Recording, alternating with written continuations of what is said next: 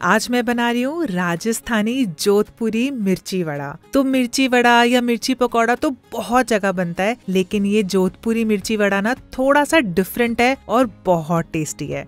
चलिए देखते हैं मैंने इसे कैसे बनाया। यहाँ एक बोल में मैंने लिया है बेसन। तो ये एक बोल बेसन अंदाजन 200 ग्राम है। इसमें डाला नमक, कश्मीरी रेड चिली पाउडर, हींग, हल्दी और थोड़ी सी अजवाइन, जिसे मैंने हाथ से इस तरीके से क्रश कर लिया। इसे बढ़िया से मिलाया और डाल दिया इसके अंदर पानी। तो बेसन घोलते वक्त ना पानी का ध्यान रखिएगा कि थोड़ा थोड़ा करके ही ऐड कीजिएगा। अगर आप सारा पानी एक बार में डाल देंगे ना तो इसमें गुठलियां पड़ जाएंगी। तो ये देखिए थोड़ा थोड़ा करके पानी ऐड करा है, तो इसमें बिल्कुल भी गुठलियां नहीं पड़ी हैं। पर ये बैटर ना भी थोड़ा थिक है, तो मैं इसके अंदर थोड़ा सा और पानी ऐड कर रही हूँ। और ये देखिए हमें अपना बैटर इस कंसिस्टेंसी पे चाहिए। इस बैटर को ना मैं थोड़ी देर रेस्ट करने के लिए छोड़ूंगी। अगर ये थोड़ा थिक हो जाएगा हम बाद में पानी ऐड करेंगे। चलिए तो इसे साइड में रखते हैं और तब तक हम बनाएंगे अपना मसाला। मसाला बनाने के लिए सबसे पहले मैंने थोड़ा सा अदरक और लहसुन ना इस तरीके से दरदरा कूट लिया। फिर पैन में डाला है थोड़ा सा ऑयल। इसमें किया हींग, जीरा, साबुत धनिया और इसे मैंने कुछ सेकंड्स के लिए भून लिया। इस पे गया ये दरदरा कुटा हुआ अदरक और लहसुन। इसे मैंने कुछ सेकंड्स भूना और यहाँ मेरे पास है उबले हुए आलू, जिन्हें मैं डाल दूंगी इसके ऊपर। आलूओं को अच्छे से मिलाया और डाल दिया इसके ऊपर नमक, कश्मीरी रेड चिली पाउडर, अमचूर पाउडर और थोड़ा सा हल्दी पाउडर। इसे मैंने बहुत अच्छे से मिलाया और साथ साथ आलू के जो थोड़े मोटे पीसेस थे ना, मैं उन्हें इस तरीके से दबा दबा के इसी के अंदर ही फोड़ती रही। तो ये देखिए सारा मसाला बढ़िया से मिल गया। लास्ट में डाला है मैंने इसके ऊपर एक बारीक कटा हुआ प्याज और थोड़ा सा फ्रेश हरा धनिया। तो हमें ना प्याज पकाना नहीं है, बस इसे अच्छे से मिलाया, गैस की फ्लेम को बंद कर दिया। अब इसे ना मैं थोड़ी देर ठंडा होने के लिए छोड़ दूंगी।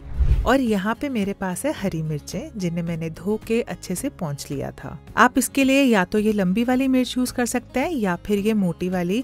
बस आप ये छोटी हरी मिर्च यूज मत कीजिएगा, ये बहुत तीखी होती है। ये जो लंबी मिर्च है ना, ये थोड़ी कम तीखी होती है, तो हम इसका इस्तेमाल करेंगे।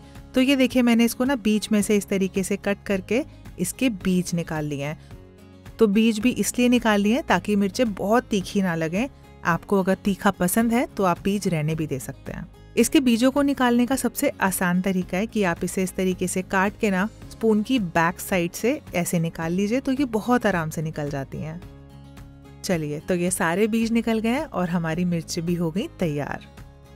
अब ये जो मसाला हमने प्रिपेयर किया था ना, ये हम भर देंगे मिर्चों के अंदर।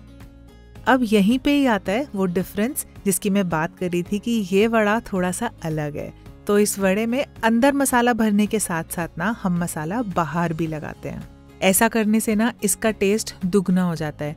आपको पता है ये मिर्ची के वड़े ना मैंने बहुत बार खाए हुए थे, लेकिन जब मैंने इस तरीके से पहली बार खाया ना तो मुझे बहुत अमेजिंग लगा था। तो मैंने सोचा कि आपके साथ भी शेयर करूं।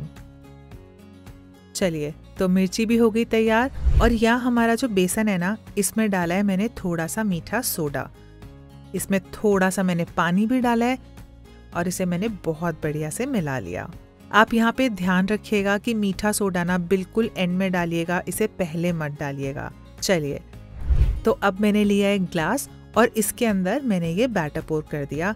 ऐसा करने से ना मिर्ची को डिप करने में बहुत आसानी होगी। इसमें सिंपली मिर्ची को इस तरीके से डिप कीजिए और गर्मा गर्म तेल में डाल दीजिए।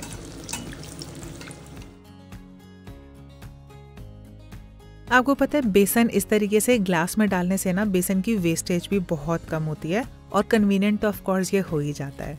आपको पता है सर्दियों के टाइम ना ये मिर्ची वड़ा बहुत अमेजिंग लगता है। आप इसे सिंपली चटनी के साथ खा सकते हैं, अदरवाइज ना आप इसे दाल चावल के साथ भी पेयर कर सकते हो, बहुत अमेजिंग लगेगा। तो चलिए हमारे सारे वड़े तल के हो गए तैयार। अब मैं ना आपको इसे काट के भी दिखाती हूँ। तो ये देखिए लग रहा है ना कितना मज़ेदार, एंड आई एम श्योर आपका भी ये खाने का मन कर रहा होगा। तो इसे आप पेयर करें मज़ेदार घर की हरी चटनी के साथ और इसे खूब एंजॉय करें। अगर आपको मेरा ये वीडियो पसंद आया तो मुझे कमेंट्स में ज़रूर बताइएगा और ऐसी और अमेजिंग रेसिपीज़ को देखने के लिए मेरे चैनल को सब्सक्राइब कीजिएगा।